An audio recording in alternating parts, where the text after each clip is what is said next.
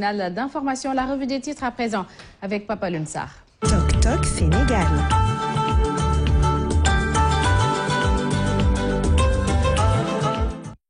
La revue des titres Papa Lunsar à la une ce mercredi 8 juin 2021.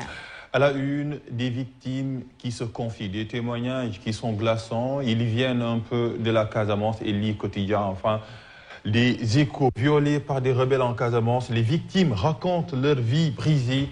Patricia Gomis, elle parle. Ils m'ont violé devant mon père avant de le tuer, un ancien militaire. Ils se sont relayés sur une gamine de 15 ans. Des témoignages glaçants à lire dans les quotidiens de l'île quotidien. Après l'île quotidien, on change de quotidien pour changer d'actualité, mais une actualité tragique. Un monstre dénoncé par son frère et traîné à la barre. On parle un peu de maltraitance de ses propres enfants. De si Alpha Seydi Sissoko bastonné ses deux enfants mineurs avec un fil électrique. Il brûlait la joue et les lèvres de sa fille de 6 ans avec un couteau rougi au feu. Selon les échos, il reconnaît ses sévices et prétexte que c'était pour leur éducation. Et ses enfants l'appellent tout simplement le monstre. Un monstre anti-guillemets à lire dans les colonnes de Les Échos. On a une autre actualité, restauration de la dignité de Adji Sarr. Françoise Hélène Gaye porte le combat. Françoise Hélène Gaye, c'est celle que vous voyez ici sur la photo d'illustration qui peuple la une de Les Échos. Ousmane Sonko n'a pas la carrure d'un bon homme d'État. Actualité à lire à la page 5 de ce quotidien. Après Les Échos, on enchaîne avec Le Soleil. Enquête sur le plus vieux métier du monde. Oui, c'est un secret de polichinelle. On parle un peu de la prostitution, le cercle infernal, c'est la une du quotidien national. La médiatrice, leur confidente est bouée de sauvetage, appartements, puces, marketing, réseaux sociaux. On fit moins le trottoir. Un juriste pointe la vieillesse de la loi régissant cette profession qui doit être revue. Et voyez ici, il faut éviter la peur sociale non protégée. Médiatrice, tchouf. Tout simplement, on parle un peu de celles qui font ce vieux métier, le plus vieux métier du monde, relate Le Soleil. Après Le Soleil, on enchaîne avec Libération, actualité judiciaire. La section de recherche cueille 3 bateaux. On parle un peu de l'évasion de Boy Djiné, de l'arrestation également de Boy Djiné. Ils sont interrogés sous le régime de la garde à vue depuis hier.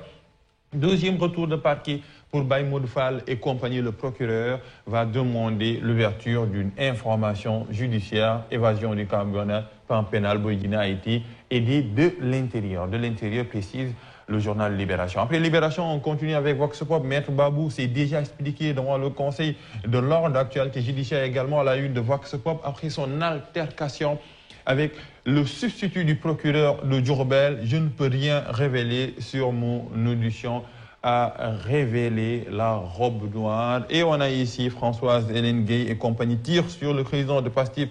Et c'est son collègue Macron baffé lors d'un bain de foule.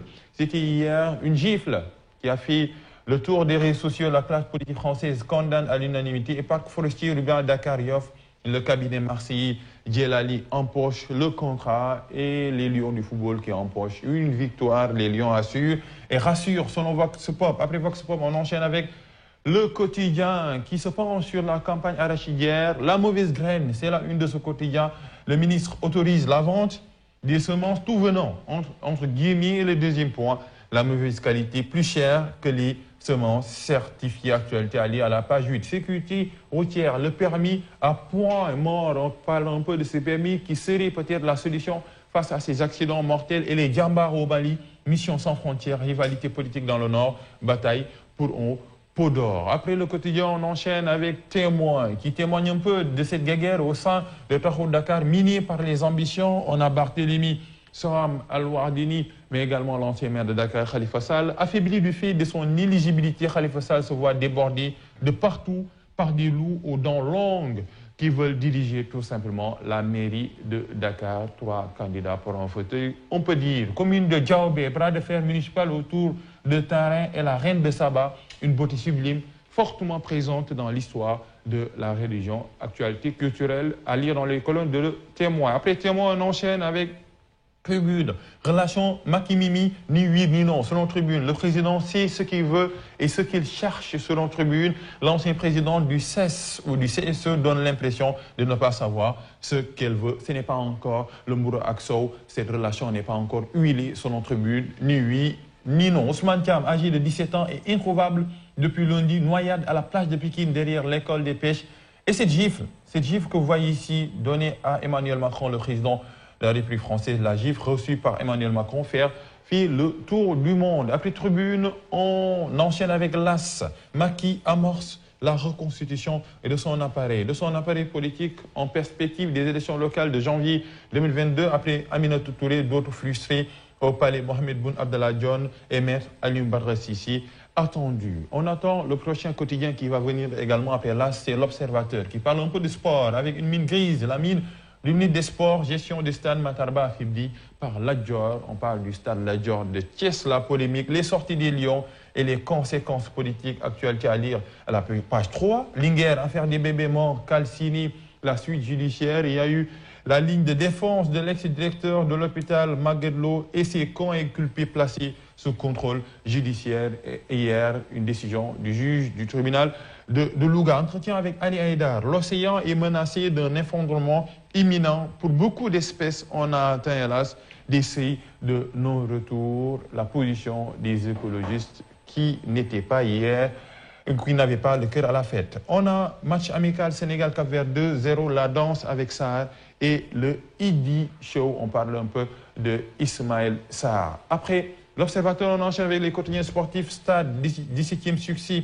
des Lions de Cissé par 2-0 amical. Le Sénégal dont le Cap-Vert. On a également des points en confiance retrouvés avant les éliminatoires du mondial. Une seconde période maîtrisée, 3 buts à la Dior. Sadio, le buteur maison avec 2 pénaltys. À Lucie, satisfait du contenu du match. Mendy, 2 matchs de victoire. Une très bonne chose. Et on a Sadio Mané qui rejoint Mamadou Niang à la 2e place.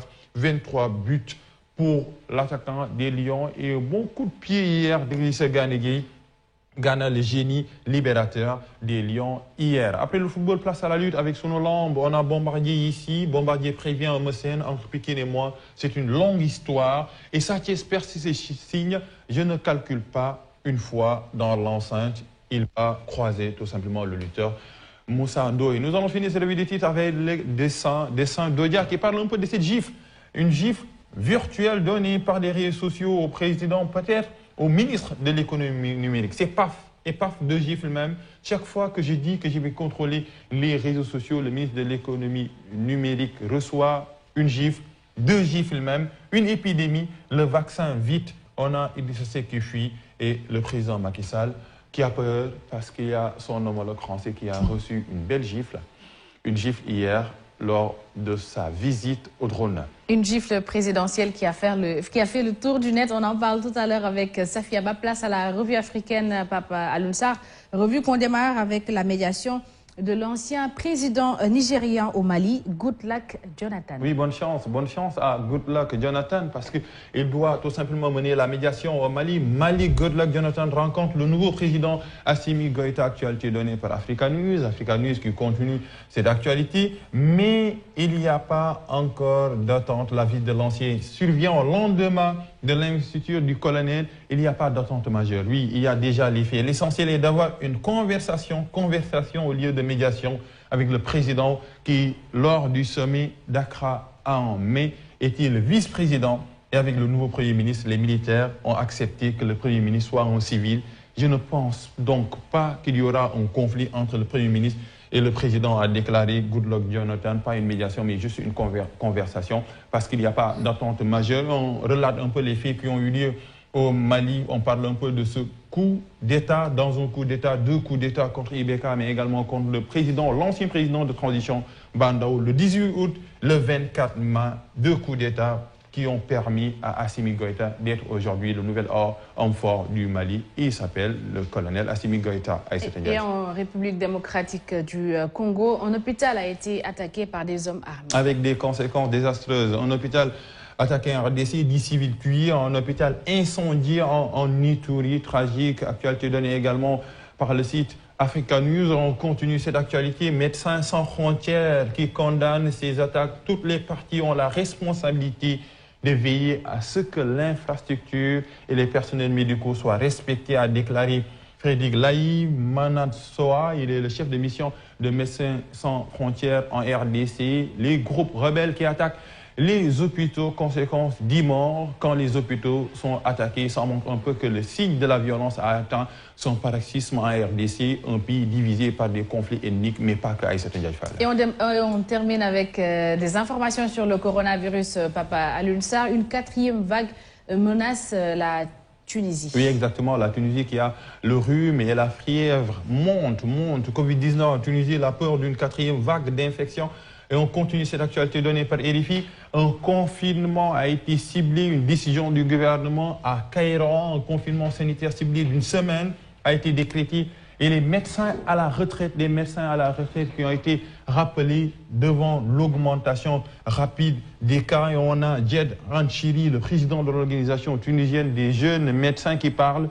Il parle un peu de la nonchalance du gouvernement qui, selon lui, n'applique pas les recommandations du comité scientifique et garde lieu des publics ouverts. Et on finit cette dernière actualité avec tout simplement le bilan de la vaccination en Tunisie. La Tunisie a reçu presque 2 millions de doses de vaccins, dont 600 000 seulement provenant du mécanisme COVAX. Le pays espère vacciner 5 millions de personnes pour aboutir à l'unité collective. Mais attention, le coronavirus, même si absent, peut se rebiffer. Le cas aujourd'hui en Tunisie, la Tunisie qui est menacée par une 4e vague de contamination. Espérons que le Sénégal va construire un paravent avec tout simplement le maintien des gestes barrières et de la distanciation sociale. C'est ça, c'est pour cela que Sophia nous demande tous les matins de porter nos masques pour nous protéger non seulement de la poussière, mais du coronavirus.